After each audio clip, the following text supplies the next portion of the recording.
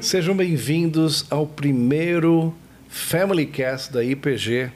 Nós que já há muitos anos falamos da Escola da Família, agora a Escola da Família está na internet, no YouTube, no seu Family Cast. A gente está muito feliz, bem-vindo a esse primeiro episódio, esse primeiro programa, e nós temos o privilégio de ter alguém fantástico, alguém extraordinário, uma pessoa que sem ela essa escola não existiria.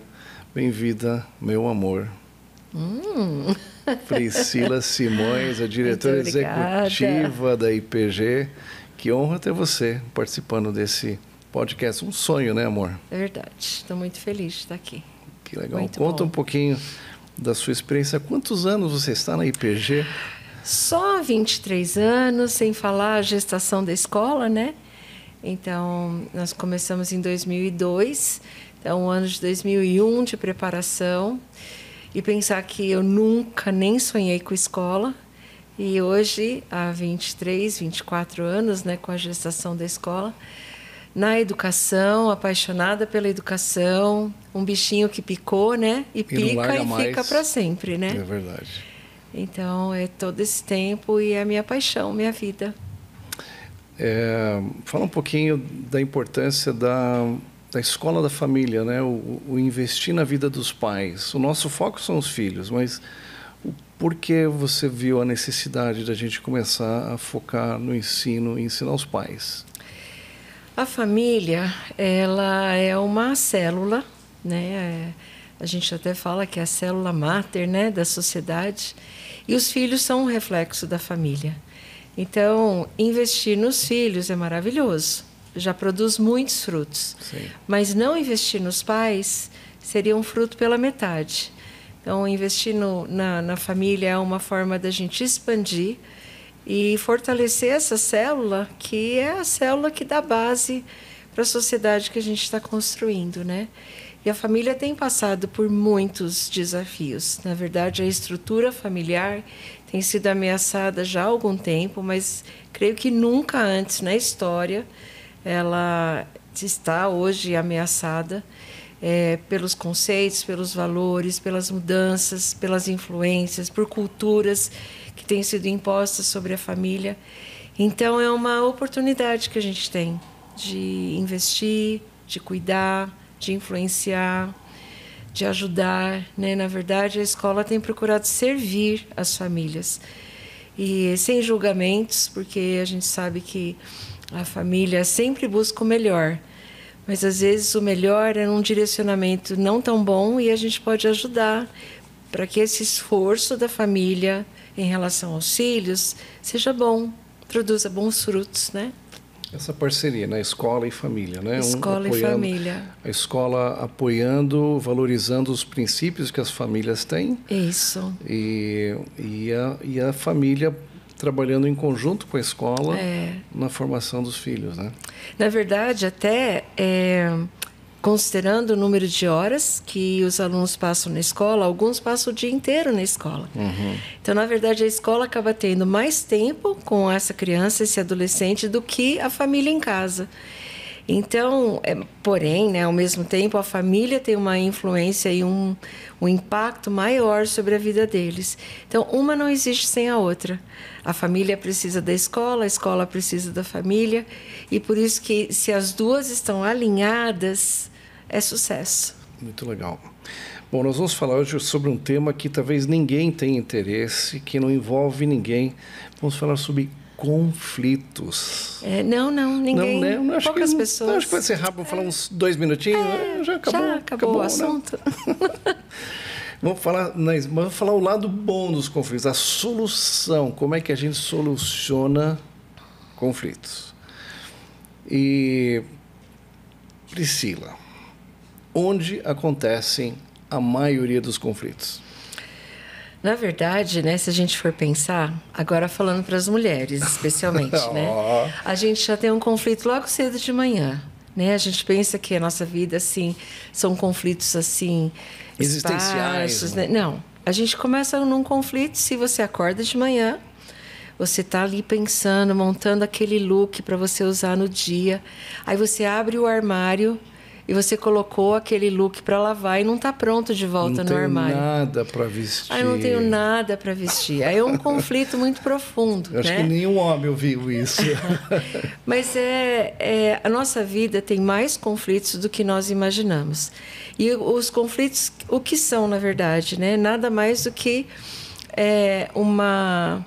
uma frustração, né? Expectativas frustradas, expectativas que não coincidem com a realidade e que acabam gerando conflitos. Então, os conflitos acontecem em todos os segmentos em que existem pessoas. Existem pessoas juntas no mesmo lugar, igual a conflitos. É claro que é igual a boas soluções, ideias, crescimento, desenvolvimento, mas sempre que pessoas estão juntas, existem conflitos. Então, isso pode acontecer com um vizinho, isso pode acontecer no trabalho, com um colega de trabalho.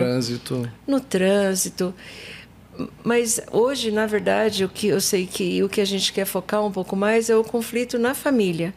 Então, dentro da família também tem conflitos no casamento, tem conflitos com familiares, tem conflitos com os filhos. Então, são muitas os segmentos... As frentes, né? As frentes para conflitos.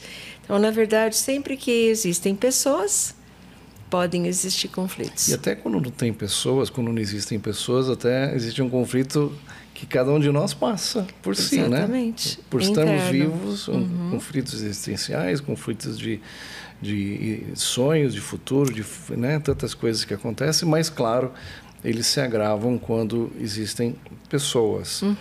E hoje, o que você diz que seria a maior fonte de conflitos? Seria entre os pais e os filhos? Seria entre o casal? O que você diria? Eu acredito que dentro da família é onde aparecem os principais conflitos, né? A gente lida nos conflitos com pessoas que são difíceis, né? Diferenças de temperamento, diferenças de geração, né? Tudo isso pode provocar um conflito. Então, diferenças de cultura, né? Sim. Então, dentro de um casamento, se a gente pensar um casamento, cada um traz uma cultura da família onde foi criado. Então, já ali já começa uma adaptação. Quem é que não teve, né? Só a gente que não teve. Mas quem é que não teve um conflito, ou muitos, no primeiro ano de casados? Né? Desde as coisas menores até as maiores. Problemas financeiros podem gerar conflitos entre o casal, né? Entre o casal também podem acontecer conflitos até por conta de diferentes visões sobre a educação dos filhos. Então, ali dentro da família é onde dá um exemplo existem... de visão diferente, o que o pai pensa, a mamãe pensa. Creio que em relação à correção, né? Aquilo que precisa ser corrigido num filho, a forma de expressar o amor, o carinho, né? Alguns são mais rígidos, outros são mais brandos, mais liberais, e com isso acabam gerando conflitos que até para o filho acaba sendo um conflito difícil de lidar, porque ele tem duas influências dentro de casa. E entre pais e filhos, eu creio que entram os conflitos geracionais, que impactam muito, e eu creio que hoje, cada vez mais, né, a gente vê um aceleramento, né? Então, se a gente pensar assim de ideias da parte tecnológica, meu pai do céu, a gente olha hoje um filho e parece que ele é de outro planeta. É verdade. E são, 25 anos, 30 anos no máximo de diferença, ou em média, né, de diferença entre quem um pai... é do outro planeta é a geração anterior, né? Então, a gente acha que são eles, mas na verdade eu creio que podem ser realmente nós, geração anterior aos nossos filhos. Então, eu creio que esse é o núcleo onde mais se veem os conflitos. E aí eles se estendem para outros segmentos que também podem ser sempre por alguma diferença. Né? O conflito sempre ele é resultado de alguma diferença, de uma diferença na visão, cultura, conceitos, expectativas.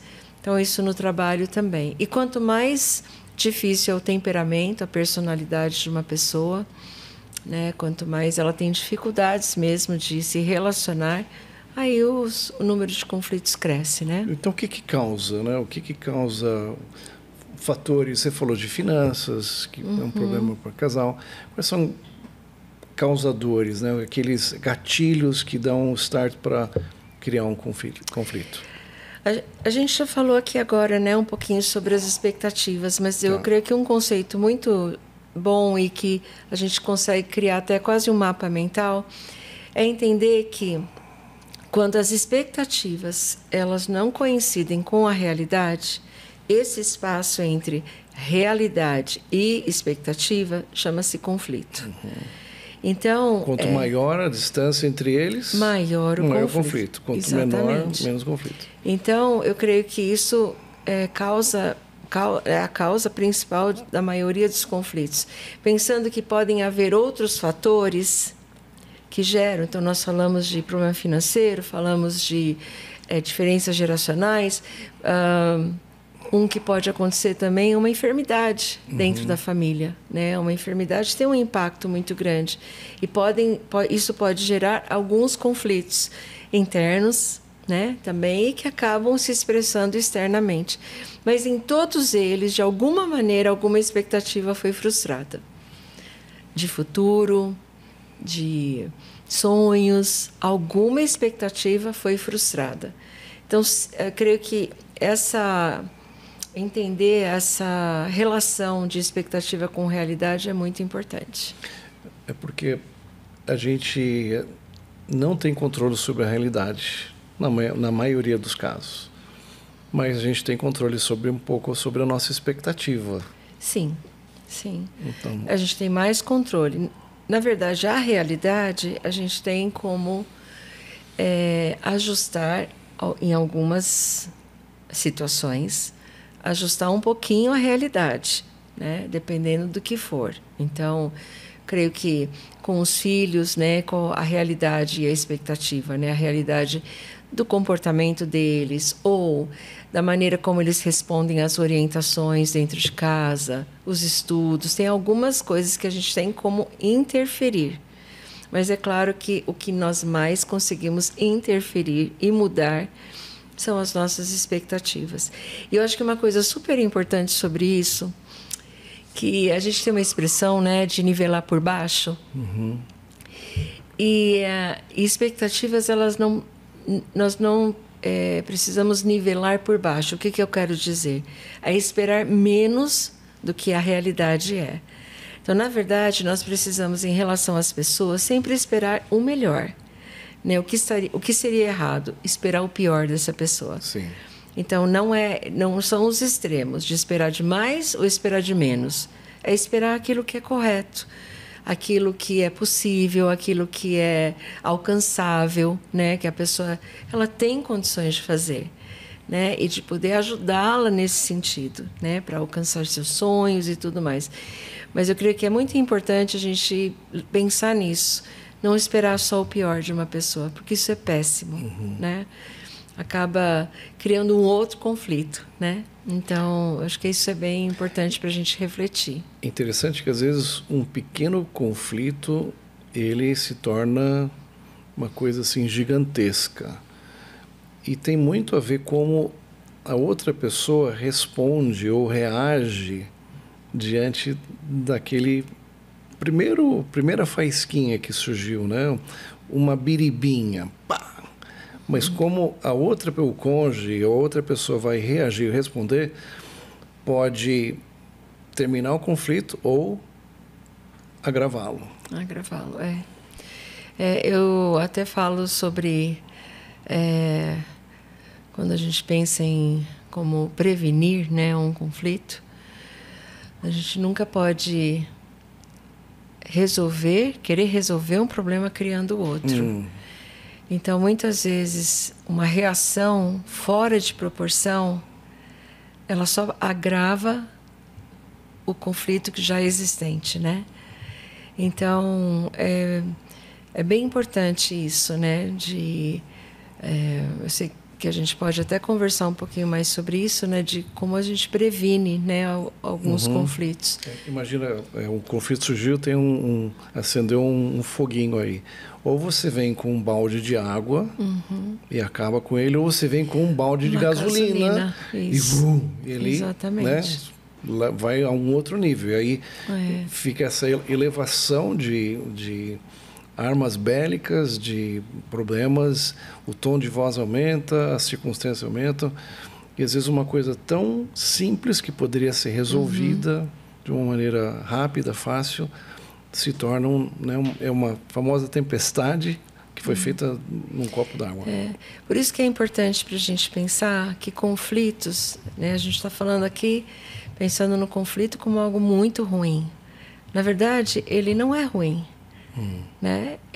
O ruim é não tratar, né? E não buscar uma solução. Isso é ruim. E, na verdade, a gente pode olhar para o conflito por um outro viés, que é uma oportunidade. O conflito, ele é uma oportunidade de crescimento. Então, conflitos vão existir, ponto. E é o que nós fazemos com eles que faz toda a diferença. Então, eu vejo assim, o quanto um conflito pode trazer esse crescimento na vida de uma pessoa, né? Um crescimento, uma superação. E quando você fala dos 2 baldes, né, é exatamente isso. O balde da gasolina é uma expressão de não estar disponível para uma solução, né? E uma primeira expressão. O balde de água é a expressão de que a gente pode se acalmar, a gente pode pensar, ponderar e tornar esse conflito em algo muito bom no relacionamento. E aí é o ponto da virada. Partir para uma solução. Para uma solução. E você falou aqui o negar o conflito, ou seja, a famosa expressão de você colocar ali debaixo do tapete, vai acumulando aquilo, não vamos lidar com aquilo, mas aquilo vai sendo acumulado. Me explica, fala sobre isso. Isso é quando a gente não resolve o conflito, né? E eu sei que tem casais ou famílias que muitas vezes elas não tratam o conflito como deveriam, né? Com maturidade, querendo buscar uma solução. E o que acaba acontecendo é que quando estoura um conflito, há uma briga, né, alguma diferença, todos param de conversar. Silêncio. Guerra fria. Um não fala com o outro, existe ira, tristeza, essa frustração profunda, né? E aí acabam se afastando. Mas na rotina do dia a dia, tem as atividades, todo mundo se encontra ali na hora do café da manhã ou no jantar. Tem perguntas normais que precisam acontecer. Então elas vão acontecendo, todo mundo volta a se falar, mas aquilo ficou intocável. E o que acontece é que quando vem um outro conflito, ele vem com a carga daquele conflito, mais a carga dos outros anteriores não resolvidos. E por isso que há uma escalada, né? O conflito que ele deveria ser a ocorrência do conflito, solução e crescimento. Ocorrência do conflito, solução e crescimento.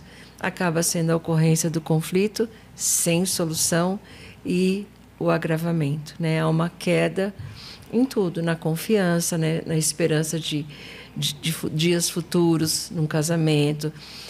Pais que ficam contando os dias para filho sair de casa, cansados com as atitudes dos filhos, né? Eu lembro de ter ouvido, ainda bem que poucas pessoas, né? Mas eu cheguei a ouvir de uma mãe aqui dentro da escola que eu odeio o meu filho. Uau. É muito forte, né? Muito. Graças a Deus, essa mesma mãe e esse mesmo filho tiveram uma transformação de vida, né? Um encontro com Deus e descobriram o quanto que com Deus é possível, né? Uma vida diferente. e eles conseguiram solucionar esses conflitos, encontrar uma forma de se entenderem com mais leveza. E hoje se amam, têm um relacionamento maravilhoso, mas tudo isso é fruto de decidir enfrentar um conflito da maneira certa. Fala qual o papel a diferença entre pedir desculpa e perdão. Qual o papel do perdão na resolução de conflitos? Desculpa é um esbarrão, né? Esbarrei, desculpa aí, né? Como o pessoal fala. A desculpa é uma retratação superficial e o perdão é uma solução profunda, né? A liberação de perdão e o pedido de perdão. Que são duas facetas aí muito importantes. Então, eu creio que até pensando assim, que todo conflito ele tem como ponto de partida isso, né? Uma decisão de perdoar, de começar de novo. Ela não é algo natural. Muitas vezes não é algo fácil, e aí vem também a cultura familiar que influencia, né? Tem famílias que pedir perdão é um sinal de fraqueza, de inferioridade. E para outras famílias o perdão já é algo exercitado frequentemente, né?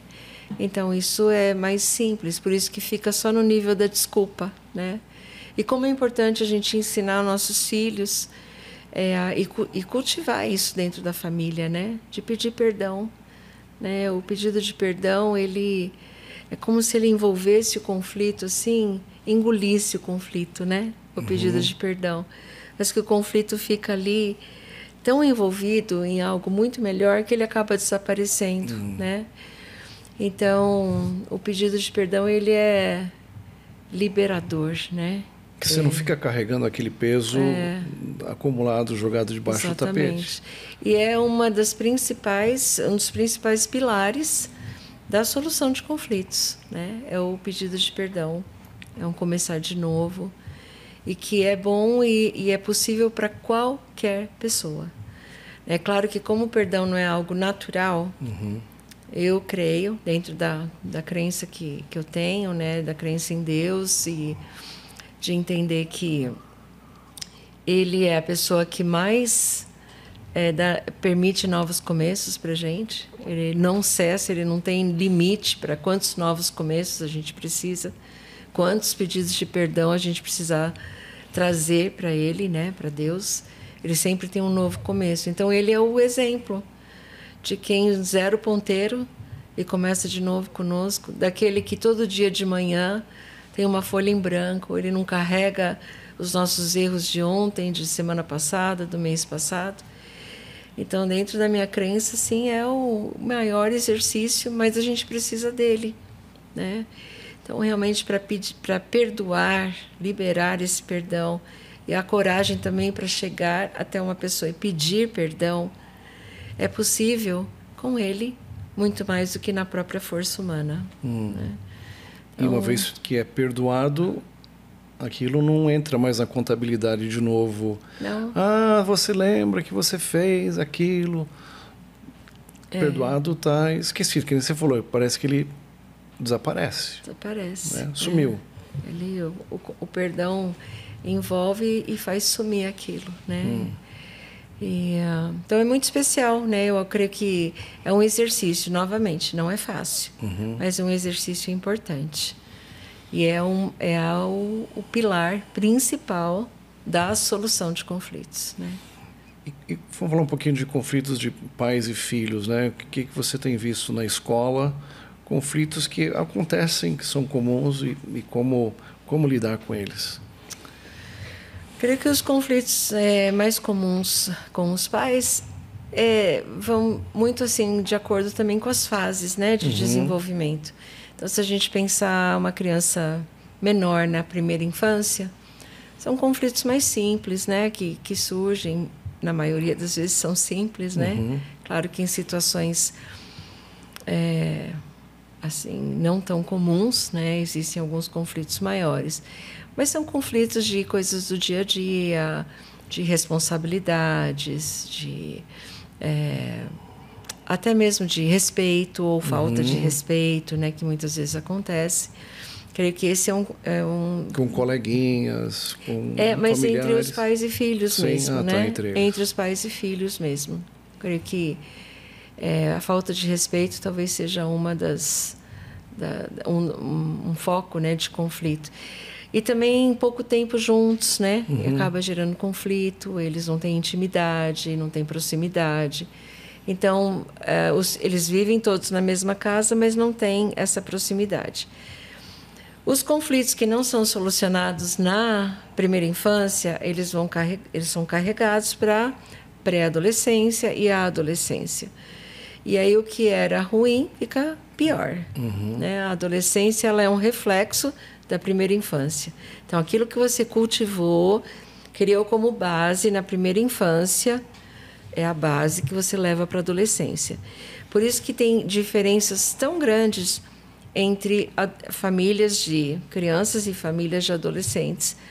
E algumas famílias até olham para um adolescente, ele é assim, o conflito em pessoa, ambulante, né? Personificado. E, na verdade, se foi cultivado um relacionamento, uma convivência boa, constante, tempo juntos, olhar atento na infância, o adolescente sabe que pode contar com os pais. Então, ele tem as suas dificuldades, tem as mudanças hormonais, tem os desafios culturais, a pressão dos amigos, mas ele tem um porto seguro nos pais. Quando isso não acontece na primeira infância, a criança não tem um porto seguro nos pais, na família, em casa, isso acaba se refletindo como uma bomba na adolescência. Porque é um adolescente perdido, ele não tem porto seguro, ele não tem para onde correr.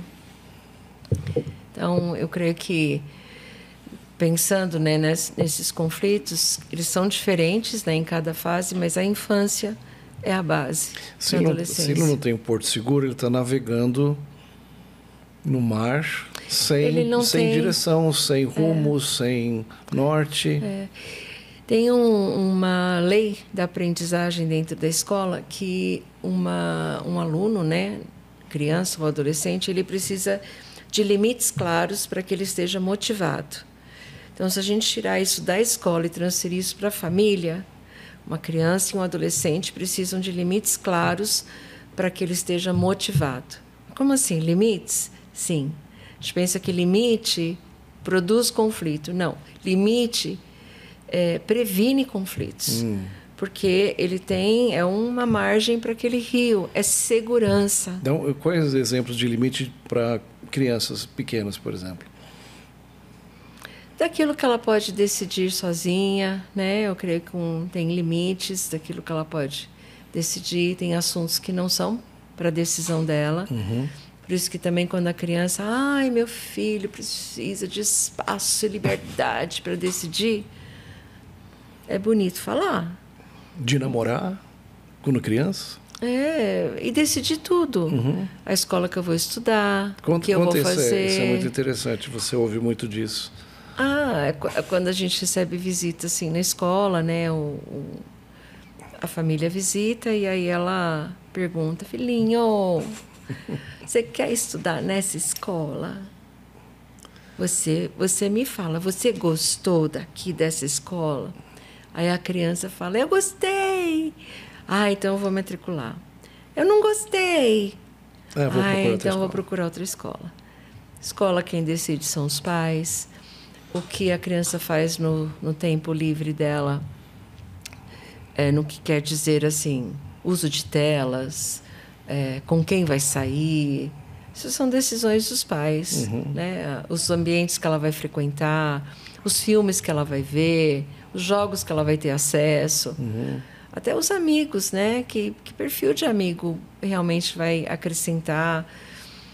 Isso tudo quem decide são os pais. O que a criança decide? O sabor de sorvete, a criança decide entre a camiseta 1 que a mãe mostrou e a camiseta 2 que a mãe mostrou, né? É claro que eu estou aqui usando uma figura de linguagem, mas assim, são decisões simples que a criança tem. E para os adolescentes? Os adolescentes, eu creio que a gente já precisa oferecer, né, trazer o entendimento, né, das decisões, qual a base e tudo mais. Mas eu creio que com o adolescente, novamente, se ele teve isso na infância, na adolescência é muito mais simples, né? Uhum. Se ele não teve, ele realmente não sabe decidir, né? E o que os pais deveriam ter feito na infância, muitas vezes eles chegam na adolescência e eles querem decidir pelos filhos. Eles querem dizer o que é para o filho fazer, ou eles querem dar uma ordem e o filho não aceita porque ele nunca teve que fazer isso, né? Só que aí, quando a situação já é mais grave, mais difícil, então, aí, novamente, voltando aos conflitos, né? Os conflitos são grandes, mas normalmente são fruto de algo que não foi cultivado na infância, né? Então, a conta chega. Como é que você trata isso? Quais são as soluções para esses conflitos, tanto na fase infantil como na fase de adolescência? Dedicar tempo, né, um ao outro. E, novamente, a gente tem que lembrar que os pais são os adultos da relação, né? Então, é bom lembrar isso. Parte deles. Criar momentos de convívio, momentos de expressão de carinho, de amor, lazer, né? Atividades que eles possam fazer juntos, criar memórias, né? Ter momentos realmente de olho no olho, brincadeiras, cultivar um ambiente em casa bem-humorado, um ambiente de amor, de expressões de amor também, né, daquilo que a gente fala, escrever para o filho um bilhetinho, colocar no estojo, dizer eu te amo, cultivar, né, isso, porque elogios, né, que quando a gente cultiva o amor, o elogio, o reconhecimento, o convívio, e aí você precisa tratar um conflito, é muito mais fácil. Porque aquele que elogia, ele tem espaço para corrigir. Uhum. O duro é quando não tem o convívio, não tem o olho no olho, não tem memória construída, e aí eu quero corrigir. Não combina, né?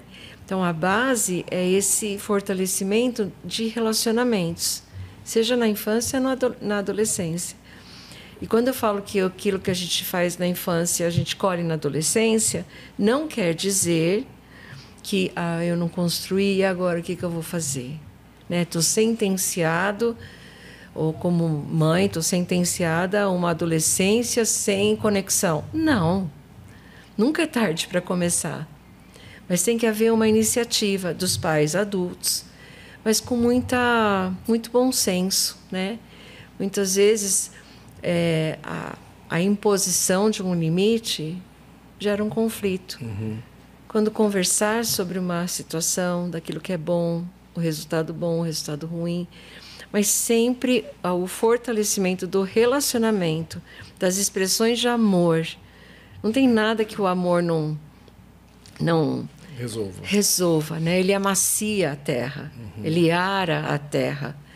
Então, criar isso, nutrir isso na família é maravilhoso. Então, eu creio que dedicar tempo, olho no olho, e amar sua família mesmo, e entender que ela é sua prioridade. Não tem nada mais importante que a sua família. Não tem pessoa mais importante para vocês pais, né, para nós pais, do que dedicar tempo para os nossos filhos. Nada se compara a isso. Porque a gente está preparando alguém para ir muito mais longe, para ir muito mais além do que a gente chegou. Então, isso é especial demais. Porque acho que tem muitos pais que eles se veem mais como amigos dos filhos, né? Eu quero ser amigo dele, quero ser...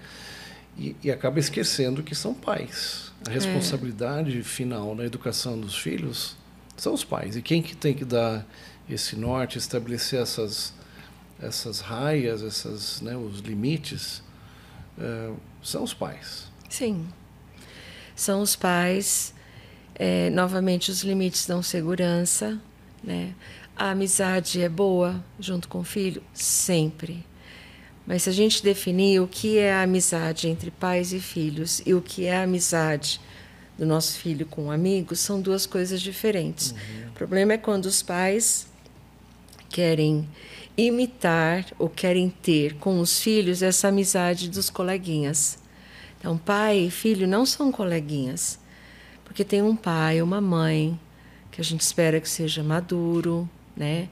Uma pessoa experiente, que dá direcionamento, né? Mostra para o filho, aponta direcionamento seguro, bom, né? Então, a amizade no sentido de caminhar junto, de ser uma pessoa presente, de ser uma pessoa que encoraja, uma pessoa que também corrige, ajuda. Esse sentido de amizade, aí sim é papel do pai. Mas as bobeirinhas de coleguinha, algumas a gente pode até ter, mas tem algumas coisas que não combinam por conta da imaturidade de um coleguinha, né? Então, sempre lembrar, né, o nosso papel como pais, quem é o adulto. E o adulto não é o adulto austero, ditador. Não, é o adulto maduro, né?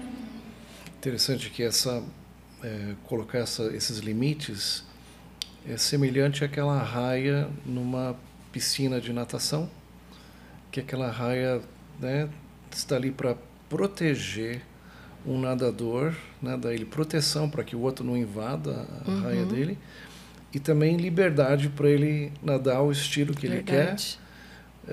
Mas se você não estabelece isso, acaba não sendo uma competição de natação olímpica, acaba sendo uma piscina de clube de fim de semana. De recreação. Recreação, que todo mundo faz o que quer, mas quem é responsável por estabelecer isso, né, valores e princípios sobre o que é importante para a família, isso vai trazer segurança, vai trazer proteção e uma direção para aquela criança.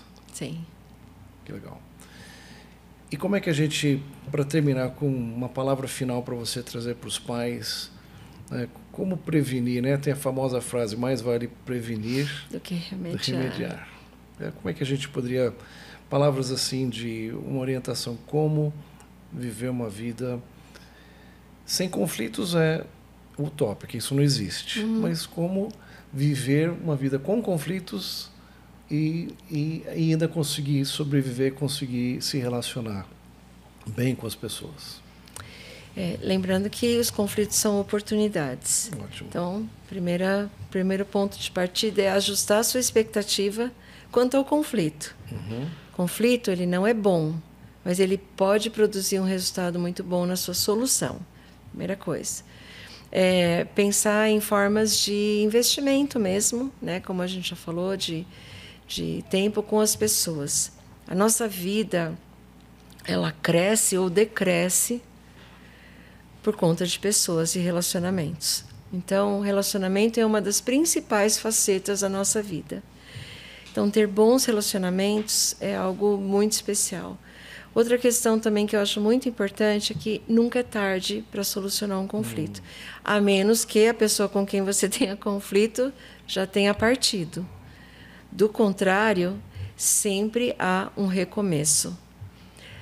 Às vezes duro, difícil, complexo, mas sempre é possível. Então, para os pais, procure ajuda, leia livros, procure pessoas sábias, pessoas sensatas, né? A gente, aqui na escola, tem sempre procurado encorajar os pais nesse sentido, né? Na IPG a gente tem atividades para a família, tem o IPG Connection, que justamente não é para tratar de nada acadêmico, é uma oportunidade de conversar sobre outros aspectos da vida dos nossos alunos, junto com os pais, que não são os acadêmicos. Então, relacionais, socioemocionais, né? São formas da gente investir, né? Então, procure ajuda que possa te impulsionar para a solução. A outra questão que eu creio que é bem importante é, se você vive rodeado de conflitos o tempo inteiro, dá uma observada se o problema não é você, né? E, novamente, também, você é responsável pelo seu desenvolvimento profissional, pessoal e emocional. Ninguém é responsável por fazer você feliz, acatar todas as suas ideias. Ninguém é responsável por isso, né? Ninguém é responsável por crescer emocionalmente. Então, sacode a poeira e entenda que você tem que buscar ajuda e você é responsável por melhorar, para que você possa melhorar o ambiente onde você está e seja um solucionador. Decida ser um solucionador de conflitos, não um criador deles. Então, eu creio que isso vai ajudando muito em todo o processo. E eu vou dizer uma coisa, como mãe, que eu vejo que aquilo que os nossos filhos veem em nós, eles levam de herança. E eu fico muito feliz de olhar os meus filhos e perceber neles até, muitas vezes, mais até do que eu tenho em mim, na minha vida, né? na minha natureza. Mas de ver pessoas dispostas a novos começos com uma rapidez tão grande, dispostos a perdoar com uma rapidez tão grande, leves em relação às pessoas. Pessoas que não criam conflitos, né? Pessoas que solucionam conflitos. Então, nós como pais, nós somos os direcionadores, de novo, nós somos a referência que eles vão levar para toda a vida. Então, eu creio que as principais, palavras finais, falei várias palavras finais, né? Bastante. Mas eu creio que é isso. Não tenha medo de recomeçar e solucionar. Não tenha medo de enfrentar os conflitos, porque Deus é capaz de transformar um conflito em algo maravilhoso, de crescimento e de impulsionamento para uma vida muito melhor. Que joia. Que bom, né? Bom, demais. Gente, é isso aí. Nós estamos terminando esse podcast. Obrigado por sua participação, toda a sua experiência como mãe, como educadora, como executiva, e que a gente aprenda a resolver conflitos.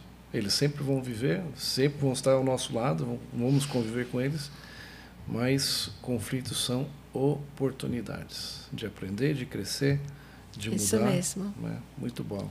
Obrigado por sua presença conosco. Compartilhe esse vídeo com seus amigos, com outras famílias, outros casais, e eu sei que eles também vão ser muito gratos a você por compartilhar esse conteúdo. Esperamos que tenha sido de inspiração e instrução na sua vida.